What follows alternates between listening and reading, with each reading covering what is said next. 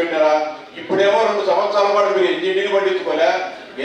రాయలసీమ ఎన్నికల పథకంలో 900 కోట్ల రూపాయలు బిల్లులు డ్రా చేశారు, మట్టి పని చేసుకొని అన్ని చేసుకొని ఈ రోజు తెలుగుదేశం పార్టీ కూటమి పైన క్లెయిమ్ చేయడం అనేది కరెక్ట్ కాదు. కాదన్నా ఇప్పుడు మీరు మాట్లాడినప్పుడు మేమేం మాట్లాడలేదు కదా, ఇందా కదా. ఈ రోజు కూడా మన అసెంబ్లీలో కానీ కౌన్సిల్లో కానీ మీరు కానీ మాట్లాడినారు, అందరూ మేము మాట్లాడినాము, అందరం మాట్లాడాము. రాయలసీమ ఎత్తిపోతల పథకం పైన అందరికి కూడా కన్సెంట్ ఉంది. ఎన్జిటిలో ఉండే స్టేని ఎత్తివేసేదానికి రాష్ట్ర ప్రభుత్వం కృషి చేయడం జరుగుతుంది. ఇంకొకటి కూడా మీరు గుర్తుపెట్టుకోవాలా, రాజోలి మీ నియోజకవర్గంలోనే రాజోలి బ్యాలెన్సింగ్ రిజర్వాయర్ ఉంది.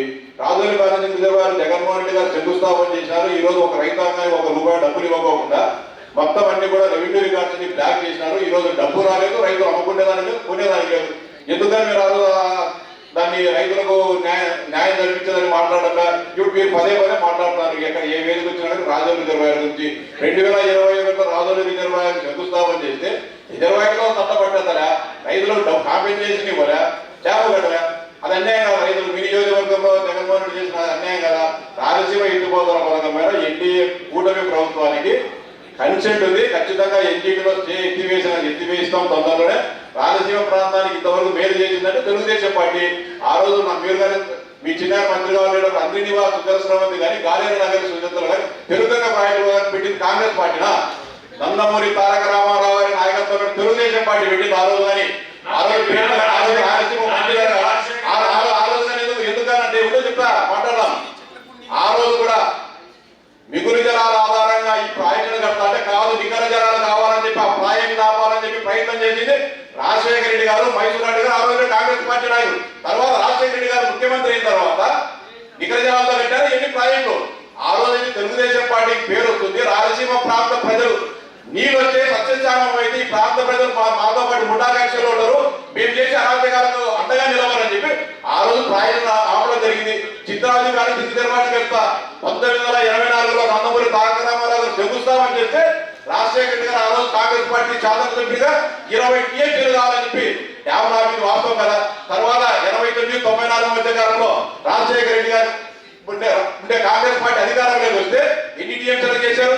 10 టీఎంసీలు చేసింది. ఆ దాదాపు దగ్గర 10-14-15 సంవత్సరాల పాటు పులివెందుల రైతులకు అన్యాయం జరగలేదా? ఆ రోజు 84లోనే డ్యామ్ అంటే 87-85లో 92 అయిపోయిండు. అన్యాయం మీరు చేసి న్యాయం చేసింది రామారావు గారు, చంద్రబాబు నాయుడు గారు, అందరితో రాజశేఖర రెడ్డి గారు చేశారు. జగన్మోహన్ రెడ్డి గారి రాయలసీమకు సర్వనాశనం చేసి దుర్మార్గం చేసిన మాట్లాడుకోకుండా ఈ రోజు చంద్రబాబు నాయుడు గారు చేయాల కూటమి మాకన్నా రాజుకు మాకు కన్సెంట్ ఉంది.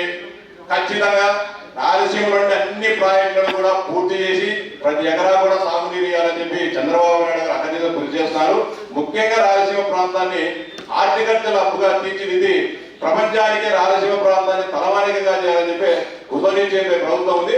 మరో 2-3 ఏళ్ళ కళ కూడా సాకారం అవుతుంది. ఎవరు ఆందోళన చెందాలి వల్ల మీ వాళ్ళంతా మేఘాన్ని వేగీవిస్తున్నాం. రాయలసీమ ఎత్తిపోతల పథకానికి పూర్తి మద్దతు ఉంది. ఖచ్చితంగా మనం అందరం కలిసి ప్రయత్నం చేద్దాం. దానివల్ల ఇప్పుడు రిజర్వేషన్ పాస్ చేసే వల్ల మనకు నష్టం ఏమన్నా? ఆయన అడిగిన నేను ఎవరు చేసినా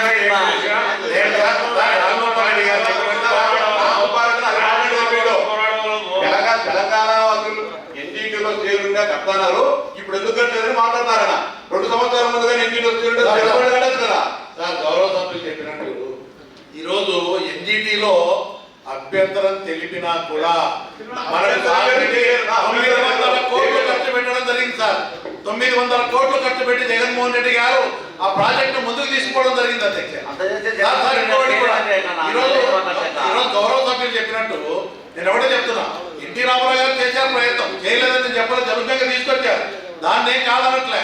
రామ్ గోపాల్ రెడ్డి గారి సబ్జెక్టును ఉన్న వాస్తవాన్ని ఆయన తెలుసు. కరువు ప్రాంతంలో చెట్లు ఎండిపోయి కొట్టేస్తుంటే మేమందరం కలిసి తిరిగాం సార్. ట్యాంకర్లు పెట్టి నీళ్లు పోవాలని ప్రయత్నం చేశాం. 1500 అడుగులు ఇచ్చిన నీళ్లు రాలే. ఎందుకు నీళ్ళు వచ్చినాయి? పోతేడుపాడు హెక్టార్ నుంచి పెంచిన తర్వాత సామర్థ్యం పెరిగిన తర్వాత మనం తీసుకున్నాం.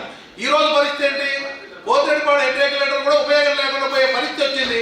800 అడుగుల లోపల నుంచి వాళ్ళు 6 టీఎంసీ 7 టీఎంసీ నీళ్లు డ్రా చేసే పరిస్థితికి వచ్చింది. ఈ రోజు కూడా వాళ్ళు నీళ్లు డ్రా చేసుకోవచ్చు, మనం డ్రా చేసుకోవాలని పరిస్థితి ఉంది. డిపార్ట్మెంట్ కూడా చెప్తున్నారు. కాబట్టి నేను అనేదంటే భవిష్యత్ తరాల్లో అంతకుముందు పోతేడుపాడు లేనప్పుడు ఇబ్బంది పడ్డాను, పోతేడుపాడు వచ్చినప్పుడు కొంత ఉపయోగం జరిగింది. ఈరోజు తెలంగాణలో పర్మిషన్ లేకుండా అన్ని కూడా లిఫ్ట్ ఇరిగేషన్ స్కీమ్స్ కానీ అన్ని సామర్థ్యాన్ని పెంచేశారు, ప్రాజెక్టులు కట్టేశారు, వాడుకుంటున్నారు. రెండవది నేనేమంటున్నానంటే ఈరోజు రామ్ గోపాల్ రెడ్డి గారు అన్నట్టు స్టే తెచ్చినారు, దానికి ప్రయత్నం చేసి జగన్మోహన్ రెడ్డి గారు దాన్ని ఆపకుండా 1000 కోట్లు ఖర్చు పెట్టి ప్రాజెక్టు ముందుకు తీసుకుపోయారు. ఈ రోజు నేను చెప్పేది కూటమి నాయకులు చంద్రబాబు నాయుడు గారు కానీ ఇరిగేషన్ మినిస్టర్ కానీ పట్టుసీమ పథకమే అనవసరం అని చెప్పడం, తెలంగాణ సీఎం ఏమో అక్కడ దాన్ని ఆపినాడని చెప్తారు, వీళ్ళు అవసరం లేదని చెప్పడం చాలా తప్పు. మన ప్రాంతానికి అన్యాయం జరుగుతుంది, అది అవసరం ఉందని మేము చెప్తున్నాం, దాన్ని తీర్మానం చేయాలి. రెండవది సార్ రామ్ గోపాల్ రెడ్డి గారు చెప్పినట్టు ఈ రోజు కూటమి ప్రభుత్వానికి 90%తో స్ట్రైక్ రేట్తో 164 మంది ఎమ్మెల్యేలు గెలిపించారు, 21 మంది ఎంపీలు గెలిపించారు.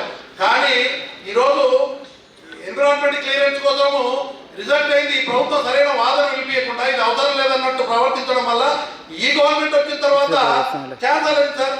రిజల్ట్ అయింది ఈసీ పర్మిషన్, అది రామ్ గోపాల్ రెడ్డి గారు తెలుసు బాగా, ఆయనకు అంత అవగాహన ఉంది. ఈ గవర్నమెంట్ వచ్చినాక రిజల్ట్ అయింది, ఈసీ పర్మిషన్ ఇవ్వలేదు. ఇంత పర్సెంటేజ్ మీకు ఎన్నికల్లో ఓట్లు వేస్తే జనాలు చిన్న పర్మిషన్ తీసుకురాలేకపోయినారు. 2 పర్మిషన్ లేదు మేము కట్టలేమంటున్నారు. పట్టుసీమకి ఏం పర్మిషన్ ఉంది కట్టారు సార్? పట్టుసీమకి పర్మిషన్ లేదు, 25 కోట్లు ఎన్టీటీ ఫైన్ వేసింది. అయినా గోదావరి నుంచి కృష్ణానదికి నీళ్లు తీసుకొచ్చారు. ఈరోజు మా శాసనసభ్యుడు ఆ రోజు ఆదినారాయణ రెడ్డి గారు నేను పట్టుసీమ కోసమే ఆ రోజు ఉపయోగపడుతుందని చెప్పి పోయినానన్నాడు. గోదావరి నుంచి విజయవాడలో నీళ్లు వచ్చే రాయలసీమకు వస్తాయా? ఈరోజు కృష్ణాలో 700 అడుగుల నుంచి రాయలసీమ ఎత్తిపోతల పథకంతో పోతిరెడ్డిపాడు అధ్యక్షుడు కాలువలో నీళ్లు వస్తే ఈ ప్రాజెక్టుకు నీళ్లు వస్తాయా? నేను చెప్పేది రామ్ గోపాల్ రెడ్డి గారు చెప్తున్నారు ఇది అవసరమని, నేను కూడా అదే చెప్తున్నా.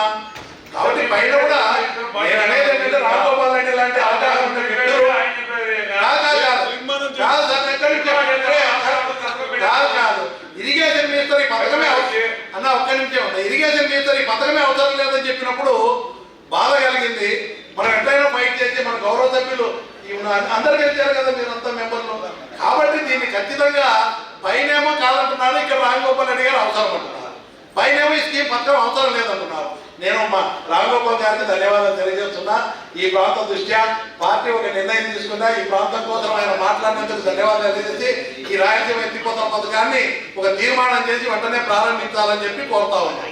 ఈ గుడ్డి